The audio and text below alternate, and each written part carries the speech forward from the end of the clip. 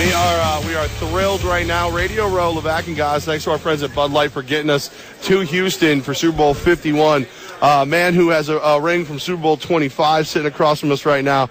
Everson Walls here, man. Time with the Giants, time with the Cowboys. We're Giants country. We're home for New York sports. Like you cause some mixed emotions out there, right? I have mixed emotions myself, man. I got to be real, man. I am such a Cowboy fan. Growing up there, you know what I'm saying? Yeah, you grew up in Dallas, right? Yeah, grew up in Dallas. God, day one. I mean, Cowboys used to be everything to me, you know? I mean, Drew Pearson's Hail Mary was on my 16th birthday. So to me, I was like, I always felt, when that happened, I was like, oh, I am definitely connected to my boys. So I took that to the hilt. But, when the Giant fans come up to me now, like, hey, man, go Giants. Like, nah, not really. Yeah, you're not even wearing your ring. Nah, I forgot it. My wife has it in the hotel room. I forgot it. But listen. No. Let me keep moving with this. I'm sorry. The 1991 team, that was the best moment. Besides, the family, marriage, and kids. Well, forget them, too. No. That was the best moment. She's back in the hotel. Yeah. She's not even listening. Yeah. That was the best moment in my entire life. I'm talking about, God, I remember I hadn't cried so often. Right. And after that, I remember I was in the locker room, and Parcells I had come back from crying at the press conference. Okay. They came to me. I'm up there. I'm on my podium. I get my moment, finally, to talk to the media after winning the Super Bowl. And I remember the guy asked me just one question, Everson, how does it feel? And I broke down, started freaking crying. So I'm trying to compose myself, right? So That's real, though. That's real. It was, but it was so real that when I turned back around, the whole media was gone. Somebody else, I think, came into the room, and they went and started interviewing him. So, but it was cool, man. I that moment there, it was, to this day, I just talk about how it meant so much to me. I mean, it allowed my career, to culminate in something, to make it to the top. Right. Because that's what we all, look for. The interceptions are great, and playing for all these great coaches, that was always amazing. But man, you want that ring, man. Yeah. You want that ring. What was that moment like? Now, you have all this great emotion when you win the game, but when you get the ring, what was that like? Man, getting the ring was really anticlimactic. It really was. It was that trophy. Being able to hold that trophy, to me, that's what really meant the most.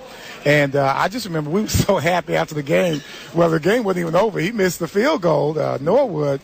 Man, we're rolling around on the ground, man. I think a dude tongue kissed me or something down there. I'm telling you, man, it was insane. Then they got to get us all off the field to kneel down, and then finally it was over. But, to be a part of, not just to be able to make it to the Super Bowl, but when everybody counts you out. Right. I think that was really kind of what hit you. When everybody counts you out, and coming from a 1-15 team in Dallas, and, my own hometown team kicks me out, and I'm like, you know what? I can't wait to come back here and kick y'all's ass. And so came through and did all of that. And I think what that does, it gives you the respect that you wanted. I don't care if you like me.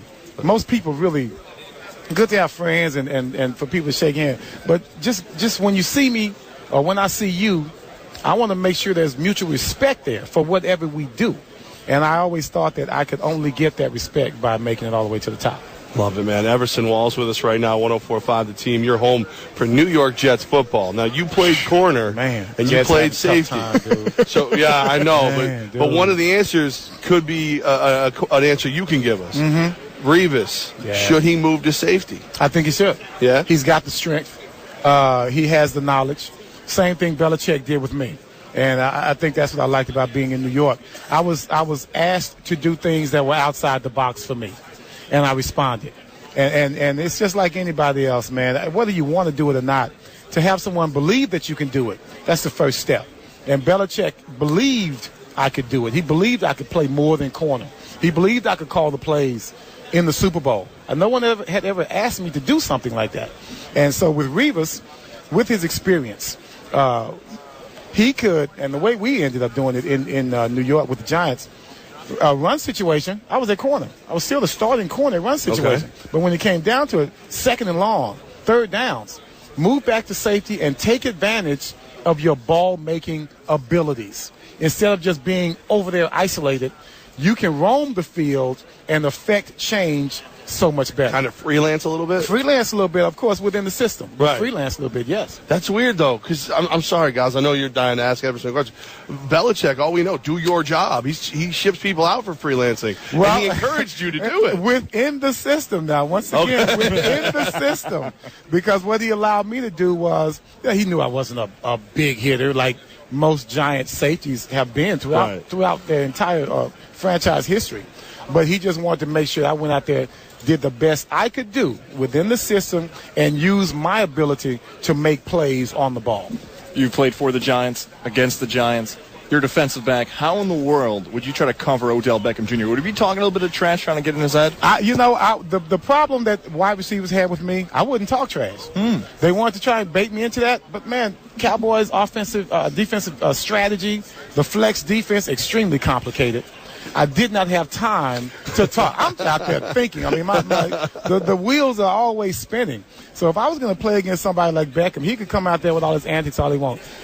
My plan, I'm sure everybody has a plan against Beckham, and it never works. But my plan would be, I cannot give a guy that small with that much speed and talent free range off the line of scrimmage. I got to jack his ass up at the line. I got to jack him up. Yep. Throw his and that's what off. Belichick always had us doing. Mark Collins, Perry Williams, myself, Renee Thompson. We were always in your face at the line of scrimmage, man or zone. Free reign is a defensive back's worst enemy. So if nothing else, if I jack him up a little bit at the line, get my hands on him, it's going to interrupt the timing that he and the quarterback want to have. And to me, if you interrupt that timing, then that gives me the upper hand. So it would be fun, too, to a guy like that, who's always showing off and doing all these antics and all that. That would be my main thing. I don't care if he caught the ball or not. I just want to jack him up. Put a head on him. Put a head on him. Put something on him. Yeah. Everson Walls with us right now, Super Bowl champion for the Giants. We are here at the Super Bowl. Your former defensive coordinator is one of the big storylines. Belichick, does he get the Pats their fifth Super Bowl title? It's going to be tough today. This weekend. It's going to be really tough, and I think it's because, the Falcons pose so many different threats. And one thing I like about Belichick, and it's always been my favorite thing about him, is he's going to make you go to plan B, and your plan B better be damn good. Right. Because plan A, you're not going to do that. Dan Marino comes to town when I was with the Giants with the #1 defense in the league for a reason. Dan Marino couldn't do what he wanted to do. If I'm not mistaken, we shut Dan Marino out. They scored. They had a field goal in the fourth quarter, and we were pissed about that. we beat them up. Barry Sanders. I've never seen Barry Sanders look so confused in my life, and so we were able to shut him down, to shut down the Detroit Lions. So I have seen where he will take whatever your favorite thing, your vital element is, and take that away from you. So you're going to have to work without Sanders. You're going to have to work without Marino or whatever he does. Julio Jones. But the thing about the Falcons, they've got more than Julio Jones. They've got great running game. They got 2 great running backs at least. They got other wide receivers, and they got a quarterback who's hot. So can you disrupt Matty Ice to where he becomes something else, to where he has to work outside the box? If you make him, you want to make him a little lukewarm. Lukewarm. You want to make him a little lukewarm to where he's that guy that second guesses himself. And that's how you get in the quarterback's head. And that's the beginning of the end of most offenses. When we talk to former players who have played with Coach Belichick, I always want to find out if Belichick that we see in the media and his fans, we're on to Cincinnati, is that the same type of coach he is, or does he have a little bit of personality? Man, that guy has personality. He just doesn't like y'all. That's all. That's fair. He likes us. Well, he's God. He hates all y'all, man. So you can tell when he steps up to the podium, it's like, oh, God, I hate these guys. You can just see it in his eyes. Man, his body language is just really bad. So that's just how he feels about y'all. Everson Don't Walls. take it personally. Okay. Everson Walls, you got the Super Bowl ring, great career, and now you're working with a great group. Ethos Education Group, man. This is my foundation. My business partner and I, Mike Davis, he's sitting over here next to me. We've both been working hard for about 3 years to try and get into the school systems and talk to kids about having good character. Ethos, you guys in the media, I hope y'all remember your Latin. Okay, that's character. Is Greek for character. Okay. Okay. Did y'all, I knew it the whole time. I see you shaking your head. I just like to, make you sound smart. Right. So that's where my black nerd partner here, he came up with that idea. He's like ethos, and I said gesundheit. I didn't know what he was saying. But we ended up ended up making me understand how poignant that is, because that's what we want to do. We want to make sure the kids understand that if you have bad character as a kid, you're going to have it as a grown-up. Right. And we see that throughout sports. We see it throughout college and also the pros. So we have a great group of guys. We have content. We've got politicians like Ron Kirk on President Obama's cabinet for Department of Transportation. We've got Tim Brown, who's a business partner. Rocket Ishmael. We've got all kinds of Nancy Lieberman is also one of our athletes that we have as part of our Ethos Village. And as you go to ethoseducationgroup.com, you can go to Ethos Village and you can see those videos. And all of us have something in common. And that is we've been through it. We've been through it, and we came out better on the other side. Love it. And those videos in the Ethos Village content can tell you how each of us were able to make that happen, because that's what kids want to hear. They don't want to hear teachers talk about how they did it. They don't want to hear radio personalities talk about how they did it.